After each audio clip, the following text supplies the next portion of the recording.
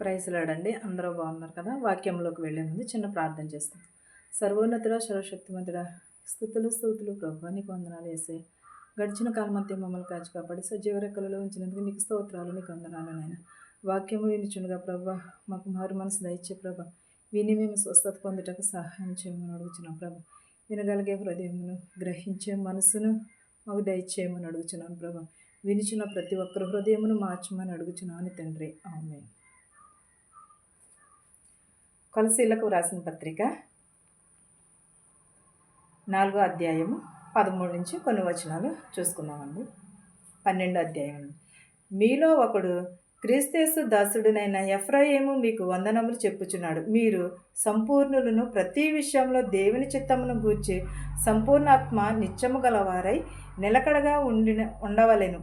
ఇతడెల్లప్పుడూ కూడా మీ కొరకు ప్రార్థనలో పోరాడుచున్నాడు. ఎవరు? యేసుక్రీస్తు మన కొరకు ప్రార్థనలో పోరాడుచున్నాడు. దేవుని చిత్తమును గూర్చి సంపూర్ణ ఆత్మతో నిశ్చయము గల వారమై నిలకడగా ఉండి ఎల్లప్పుడూ కూడా మనం ప్రార్థనా జీవితమును కలిగి ఉండాలి. మనం ఎప్పుడూ కూడా ప్రార్థన చేస్తూనే ఉంటున్నాం. నిలకడగా చేస్తున్నామా మన ప్రార్థన? ఒక్కసారి మన హృదయాలు ఒకవేళ నువ్వు నిలకడగా చేస్తున్నావా ప్రార్థన అని అడిగితే వాళ్ళకి మనం ఏమైపోతాం? చెడ్డవాళ్ళం అయిపోతాం. మనం ఉన్నది ఉన్నట్టు బోధించినా, ఉన్నది ఉన్నట్టు మాట్లాడినా కూడా మనం ఎప్పుడూ కూడా మంచివారం కాదు.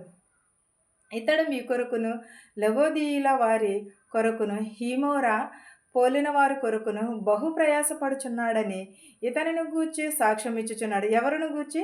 ఇతడు మీ కొరకు లవోదీయ వారి కొరకును, హీమోరా పోలిన వారి కొరకును బహు ప్రయాసపడుచున్నాడు. ఇతడిని గూర్చి మీరు సాక్ష్యం ఇచ్చిన మనము ఏదైనా మేలు కలిగిందనుకో, అప్పుడు ఏం చేయాలి? మనము సాక్ష్యం చెప్పుకోవాలి దేవుని సన్నిధిలో. దేవుని సన్నిధిలో సాక్ష్యం చెప్పుకుని మనం కృతజ్ఞతలు చెల్లించుకోవాలి. అప్పుడు దేవుడు మనల్ని అంతకంతకు కూడా ఆశీర్వదిస్తూ ఉంటాడు, అంతకంతకు కూడా దీవెనలను ఇస్తూ ఉంటాడు. మనం సాక్ష్యపూర్వకంగా ఎందుకంటే దేవుడు చేసిన మేళ్లను మనము చెప్పుకోవాలి. ఇతడు మీ కొరకును, లవోదీయుల వారి కొరకును, హిమోరా పోలి వారి కొరకును బహు ప్రయాసపడుచున్నాడని ఇతడును గూర్చి సాక్ష్యం ఇచ్చుచున్నాడు. లూకా అను ప్రియుడైన దైవజనుడు దేహము మీకు వందనములు చెప్పుచున్నాడు. ఎవరు? లవోదీయులు. లోకా అను ప్రియుడొకడు వైద్యుడుండెను. లవోదియ మీకు వందనములు చెప్పుచున్నాను అని అంటున్నాడు.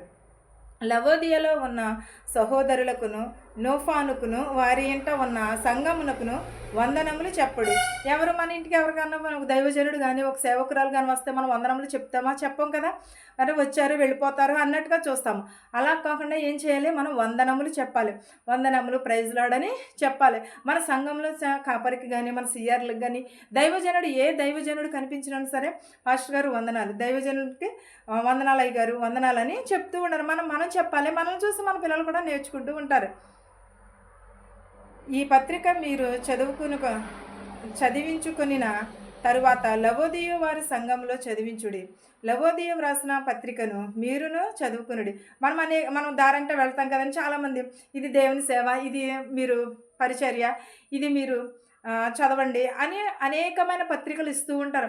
అవి మనం తీసుకొచ్చి ఏం చేయాలి? ఇంటికి తెచ్చుకొని మనం చదువుకోవాలి. చదువుకుంటే దాంట్లో కూడా కొంచెం జ్ఞానం కలుగుతుంది కదా. మనకి లైబ్రరీకి వెళ్తారని చాలామంది చదువుకునే పిల్లలు ఉన్నారు. లైబ్రరీకి వెళ్తారు.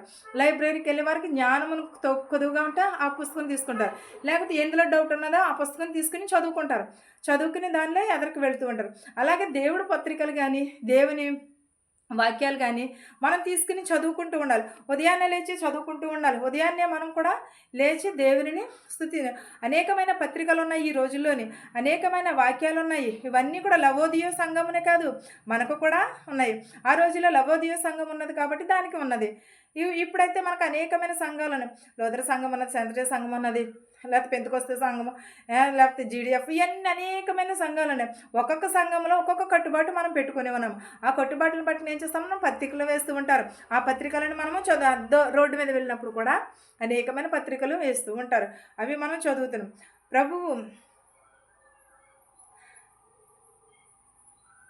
మరియు ప్రభువునందు నీకును అప్పగింపబడిన పరిచర్యను నెరవేర్చుటకు దాని గూర్చి జాగ్రత్త పడుమని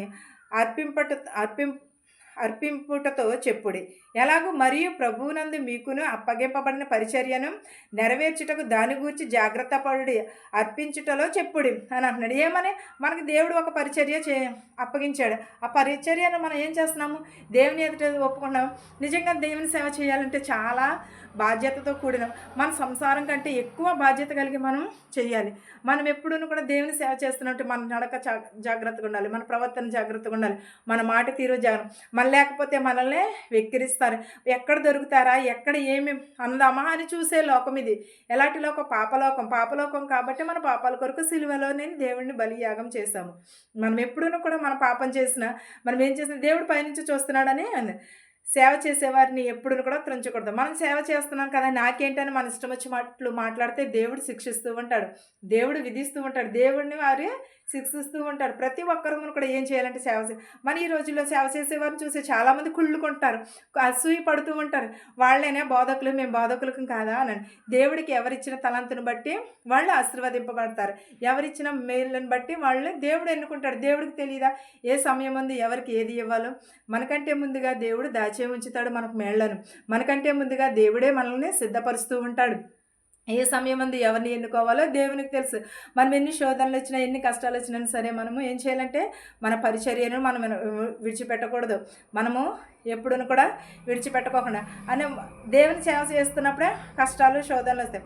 మరి ప్రభువునందు నీకు అప్పగింపబడిన పరిచర్య నెరవేర్చుటకును దాని గురించి జాగ్రత్త పడమని అంటున్నాడు. దేవుడు ఇచ్చిన పరిచర్యను గురించి మనము నెరవేర్చుటకు దానిని గురించి జాగ్రత్త పడమని అంటున్నాడు. మన ప్రవర్తన జాగ్రత్తగా చూసుకోవాలి. మన నడవడిక, మన చూపు, మన ప్రవర్తన, జారత్వము విడిచిపెట్టాలి, అబద్ధమును విడిచిపెట్టాలి, పాపమును విడిచిపెట్టాలి. అన్నీ కూడా విడిచిపెట్టి దేవుని సేవను మనం ముందుకు పోవాలి. దేవుడిచ్చిన అవకాశమును మనము సద్వినియోగం చేసుకోవాలి. దేవుని పరిచర్యలో మనము ఈ లోకపు వైపు చూడకూడదు. నాకు అనేకమైన కష్టాలు వచ్చినాయి, అనేకమైన శోధనలు వచ్చినాయి, కానీ నేను ఎప్పుడూ కూడా దేవుని వైపు చూశాను కానీ లోకం వైపు చూడలేదు. లోకం వైపు చూస్తే అంతా కన్నీళ్ళే, లోకం వైపు చూస్తే అంతా అవమానమే. ఎవరు వచ్చినా సరే, ఒకవేళ మన భర్త విడిచిపెట్టేయచ్చు, మన పిల్లలు విడిచిపెట్టేయచ్చు, కానీ దేవుని పరిచర్య ఎప్పుడును కూడా విడిచిపెట్టకూడదు. ఎందుకంటే దేవుడు మనలను ఎన్నుకున్నాడు, దేవుడు మనలను ఏర్పరచుకుని ఉన్నాడు. కాబట్టి మనం ఎప్పుడును కూడా దేవుని పరిచర్య చేస్తున్నప్పుడు ఎప్పుడు కూడా ఈ లోకపు వైపు కాదు, దేవుని వైపు మాత్రమే చూడాలి. మనము దేవుడు మనకి ఈ అవకాశం ఇచ్చాడంటే ఎంతో కృతజ్ఞతను కలిగి ఉండాలి, దేవునికి ఎంతో విధేయత కలిగి ఉండాలి. నలుగురు కూర్చున్న చోట కూర్చుంటే అక్కడ వెకిలి మాటలు, వెకిలి చేష్టలు వస్తాయి తప్ప కానీ రాదు. మనం అదే ఇంట్లో కూర్చుంటే చక్కగా కాసేపు బైబిల్ చదువుకోవాలనిపిస్తుంది, కాసేపు బైబిల్ వాక్యం వినాలనిపిస్తుంది, లేకపోతే ఒక పాట నేర్చుకోవాలి, లేకపోతే వాక్యం చదువుకోవాలని మన హృదయం మనల్ని గద్దిస్తూ ఉంటుంది. కానీ అంతకంటే ఘోరముగా మన హృదయం కూడా పాపం వైపు కూడా చూపిస్తూ ఉంటుంది. మనం ఎప్పుడూ కూడా పాపం వైపు చూడకోకుండా దేవుని వైపును మాత్రమే చూడాలి. మన హృదయంని దేవునికి అర్పిస్తే దేవుడు మనకి అనేకమైన మేళ్లను, ఆశీర్వాదములు ఇస్తారు. అనేకమైన మన బంధువులు విడిచిపెట్టేయచ్చేమో, మన స్నేహితులు విడిచిపెట్టేయచ్చేమో, మన అక్క చెల్లెలు విడిచిపెట్టేయచ్చేమో, కానీ దేవుడు విడిచిపెట్టేవాడు మాత్రమును కాదు. దేవుడు ఎన్నడూను కూడా విడిచిపెట్టాడు. నేను విడువను ఎడబాయనని అని చెప్పిన దేవుడు మన దేవుడు. మనలను ఆయన అరిచేతులలో చెక్కుకుని ఉన్నాడు. అలాంటినప్పుడు దేవుడు మనల్ని ఎందుకని విడిచిపెడతాడు? ఎందుకని? ఏ కష్టం వచ్చినా, ఏ శోధన వచ్చినా సరే విడిచిపెట్టే దేవుడు కాదు మన దేవుడు. సజీవమైన దేవుడు, రాడు రప్ప కాదు మన దేవుడు. సజీవమైన వాడు, మృత్యుంజయుడు, మృత్యుమును గెలిచిన నజరేయుడు మన దేవుడు. ఎప్పుడును కూడా దేవుడు విడిచిపెట్టేవాడు కాదు. పౌలును నేను స్వహస్తములతో నా వందనములు వ్రాయిచున్నాను, నా బంధకములను జ్ఞాపకము చేసుకునుడి, మీకు కృప తోడయ్యుండును గాక. ఏమని పౌలు నేను స్వహస్తాలతో వందనములు చెప్పుచున్నాను అని అంటున్నాడు. ఎవరన్నా కనపడినప్పుడు మన దైవజనం కనిపించిన వందనాలు అయ్యగారు, వందనాలు అని చెప్పారు. చెప్పినప్పుడు మనకి ఏమి వస్తుంది? జ్ఞానము వస్తుంది. జ్ఞానము బంధకములను జ్ఞాపకము చేసుకునుడి, మీకు కృపయి తోడయ్యుండును గాక అని అంటున్నాడు. మనకేమి తోడై ఉంటుంది? వందనములు చెప్పిన వెంటనే అయ్యగారు వందనాలు, పాస్టర్ గారు వందనాలు చెప్పిన మనకి దేవుని కృప తోడై ఉంటుంది. నిత్యమును కూడా దేవుడు కోపించేవాడు కాదు మన పైన. ఎప్పుడు కూడా దేవుడు మనల్ని దీవిస్తానని చెప్పాడు. మన ప్రార్థన జీవితంను కలిగి ఉంటున్నాడు. ఆయనకి కృతజ్ఞతను కలిగి ఉండమని అంటున్నాడు. మళ్ళా తిరిగి వచ్చేసరికి ప్రతి ఒక్కరిని కూడా మారు మనసును కలిగి ఉండండి అని అంటున్నాడు. దేవుడు ఎప్పుడును కూడా మనకు తోడై ఉంటాడు. ఈ వాక్యమును మీకును మాకును మనందరికీ తోడై ఉండను గాక. ఆమేన్. ప్రార్థించుకుని స్తుతి స్తుతి స్తుతి స్తుతి స్తుతి ప్రభువా, నీకు వందనాలు, నీకు స్తోత్రాలు యేసయ్యా. మా శత్రువులు మిత్రులు దీవించినాను ప్రభా. ధనికులనేమి భేదాలనేమి దీవించమని అడుగుచున్నాం ప్రభా. వృద్ధాప్యంలో ఉన్నవారిని, నడు వయసులో ఉన్నవారిని, అంగవైకల్యం కలిగిన వారిని, చెవిటి వారిని, మోగవారిని, కృంటి వారిని స్వస్థపరచమని అడుగుచున్నాం ప్రభా. స్వస్థపరచు యెహోవాని నేనే అన్నాం ప్రభా. బస్సుల్లో వెలిచినటువంటి, రైళ్ళకి వెలిచినటువంటి, ఆటోలో, ట్యాక్సీలో, బళ్ళ మీద వెలిచినటువంటి వారి వారి గృహాలకు సురక్షితంగా చేర్చమని అడుగుచున్నాం ప్రభా. నేను ప్రభు గర్భిణీ స్త్రీలు వస్తువులు ఆయన కాలం దయచేయమని అడుగుచున్నాను. నేను ప్రభు పిల్లలు లేని వారి పిల్లలు దయచేయమని అడుగుచున్నాను. నేను ప్రభు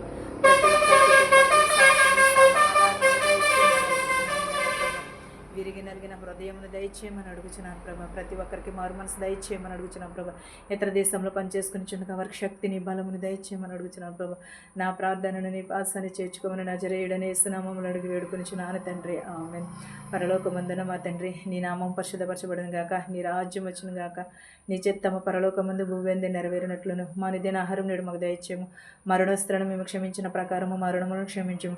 దృష్టి నుండి, శోధన నుండి తప్పించుము. రాజ్యమును, శక్తియు, మహిమయు నిరంతరము నీవై ఉన్నావు మా తండ్రి, ఆమెను. చూచుచున్న వారిపైన, వినుచున్న వారిపైన సదాకాలము నీ కృప తోడై ఉండును గాక, ఆమేన్, ఆమేన్.